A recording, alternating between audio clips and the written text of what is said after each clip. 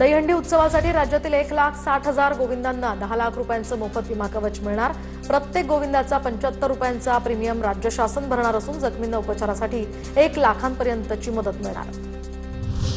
मुंबईतील वांद्रे, सांताक्रूज, खार आणि बीकेसीमध्ये 11 आणि 12 ऑगस्टला पाणी पुरवठा 2 दिवस बंद असणार।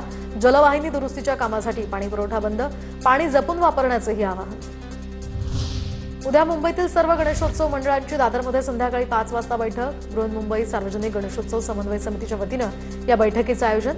बैठकीमध्ये गणेशोत्सवासंदर्भातील सर्व विषयांवर चर्चा होणार।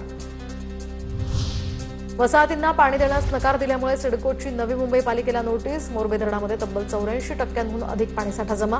संतप्त सिडकोकडून थेट जुने हिशोब उकरून काढत पालिकेला 430 कोटी रुपयांची नोटीस। कल्याणमध्ये महिलांच्या गळ्यातील दागिने चोरणारा इराणी चोरटा पोलिसांच्या ताब्यात। तर अनेक महिन्यांपासून पोलिसांना गुंगारा देणारा अब्बास सय्यद अटकेत। आरोपीकडनं 9 महागड्या दुचाकी जप्त। पश्चिम रेल्वेवर लोकलमध्ये फुकट प्रवास करणाऱ्या प्रवाशांवर कारवाई। फुकट्या प्रवाशांकडून 83 कोटींचा दंड वसूल। तब्बल 11 लाख प्रवाशांवर कारवाई।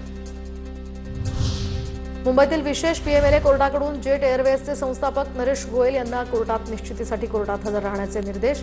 तर कोर्टानं दोषमुक्ती अर्ज दाखल करण्यासाठी कोणतीही पुढील मुदतवाढ नाकारल्यानंतर कोर्टात हजर राहण्याचे त्यांना निर्देश देण्यात आले।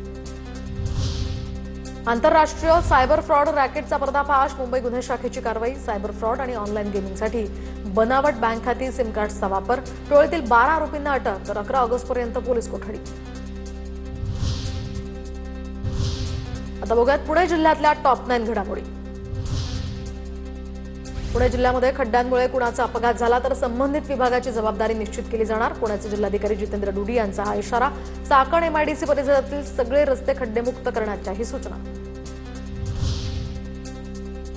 पुण्यामध्ये रस्त्यांवरील खड्ड्यांमुळे वाहतूक कोंडीचाही प्रश्न गंभीर। खड्ड्यांमुळे अपघाताच्या घटना वाढत असून तात्काळ दुरुस्तीची पुणेकरांकडून मागणी।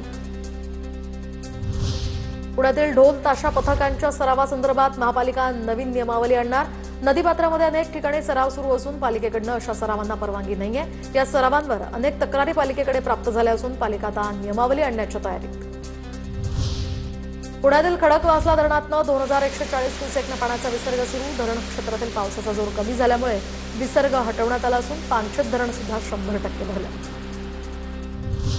पुण्याच्या भोर तालुक्यामध्ये समाधानकारक पाऊस झाल्यामुळे खरीपाच्या पिकांची जोमदार या ठिकाणी उगवण। तर दमदार पावसामुळे तालुक्यातील शेती कामांना वेग। शेतकऱ्यांमध्येही समाधानाचं वातावरण। पुण्यामध्ये वंचित बहुजन आघाडीकडून मंडल विजय दिवस कार्यक्रमाचं आयोजन। लक्ष्मण हाके वंचितच्या कार्यक्रमामध्ये उपस्थित राहणार। आज संध्याकाळी 5 वाजता या कार्यक्रमाचं आयोजन। लक्ष्मण हाके, वसंत साळवे या ठिकाणी मार्गदर्शन करणार। पुण्याहून मुंबईकडे जाताना मिसिंग लिंकच्या टनेलमध्ये अपघातामध्ये एकाचा मृत्यू, 1 जण जखमी। कारची मालवाहू ट्रकला धडक होऊन हा अपघात। वाहतूक मिसिंग लिंकमधून जुन्या मार्गाने मुंबईकडे वळवण्यात आली होती। पुण्याच्या फुरसुंगी पोलीस स्टेशन हद्दीमध्ये पोलिसांकडनं 1 किलो गांजा जप्त। तोतया पोलीस पाठवून पोलिसांची कारवाई। 84 जणांना पोलिसांनी ताब्यात घेतलं। तर या प्रकरणी पोलिसांकडून अधिकचा तपास सुरू। यानंतर आता बघूया टॉप 9 जिल्ह्यांच्या बातम्या।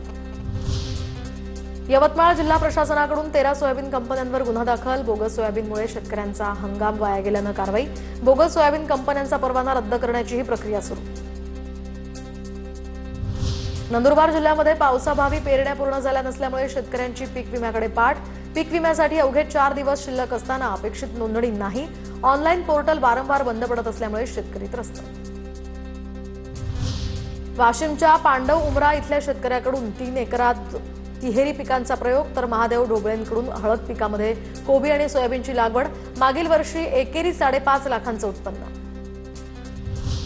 नंदुरबार जिल्हा परिषदेच्या माजी अध्यक्षा सुप्रिया गावित भाजप अनुसूचित जमाती मोर्चाच्या प्रदेश उपाध्यक्षपदी।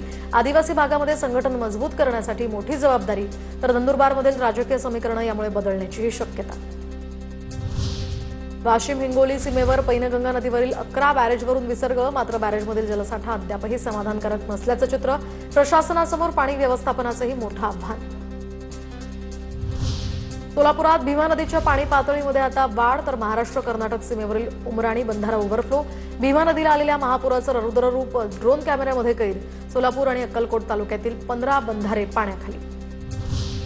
धुळे पश्चिम वनक्षेत्रातील लळिंग कुरण धबधबा काही दिवसांपासून प्रवाहित. धबधबा पाहण्यासाठी पर्यटकांची मोठी गर्दी. वन खात्यानं सुरक्षेच्या उपाययोजना करण्याचीही या ठिकाणी मागणी केली आहे. धाराशिवमध्ये एसटीची दुरावस्था. रात्रीच्या प्रवासासाठी चालकांना स्वतःच्या खर्चानं अतिरिक्त एलईडी दिवे बसवण्याची वेळ. त्यामुळे प्रवाशांच्या सुरक्षिततेचा प्रश्न पुन्हा एकदा ऐरणीवर. पोळा सणानिमित्त मातीचे बैल बनवण्यात आता धुळे जिल्ह्यातील कुंभार व्यस्त. विक्रेत्यांवर यंदा महागाईचं सावट. कच्च्या मालाच्या वाढत्या किमती आणि मातीच्या टंचाईमुळे या किमती आता वाढणार.